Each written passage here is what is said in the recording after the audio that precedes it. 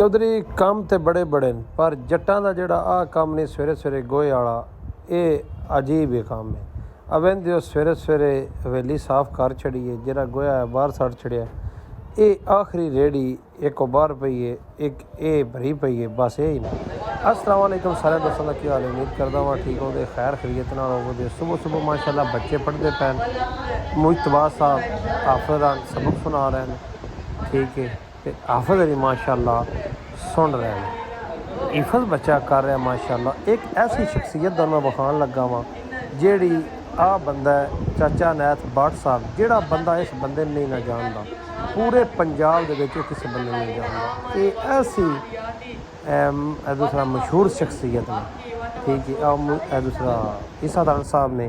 उस तो बाद असां वेख्या तो ट्रैक्टर जिहड़ा है वो विच मुंजी ते खुब्बा पिया आ जट जिहड़े ना ये मुंजी वाहू न, ते मैं ख्याला दे बंदे अगे लाभ नहीं भी लभदी ते तुसी वाहना शुरू कर दिता है। उन्हें आखिया जी सानू भी नहीं पसंद। मैं आखिया जी ठीक है, नहीं पसंद तो उन्हें जी दोबारा लानी है। मैं आखिया जी तुसी ला सकते हो, तुहाडे कोल लाभ वध होने, लाभ वाले बंदे उही लभदे फिरदे। आह ट्रैक्टर पट्टन आ गया, उस ट्रैक्टर नूं बगैर हल तो सियाणे बियाणे बंदे हो दसो ब ट्रैक्टर दे मगर हल ना होवे, वजन ना होवे, तो दूजे ट्रैक्टर नूं खुब पट ते नहीं सकदा मेरे सामने। ये आ वेंदे पे हो संगल सुंगल पै गए, ओ टेल पर लांदे, ओ ट्रैक्टर आ मसां पे टुरदा है, उस अगले ने की पटना है।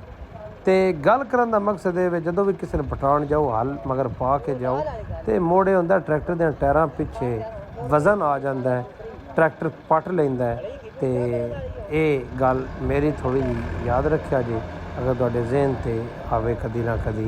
तो जिन्हें साढ़े चैनल सबसक्राइब नहीं किया, फॉलो नहीं किया यार, जल्दी जल्दी कर लो, शेयर भी किया करो, अच्छी अच्छी वीडियो होंदियां ने। उस तो बाद आ एक तार ऐसे लगी है, इंज लगी है जिवें खंभे लगे, मैंने यार इंतहाई खूबसूरत लगी, गल मैं की दसां। अस्सलाम वालेकुम, सुनो वसदे रहो जेड़े हिस्से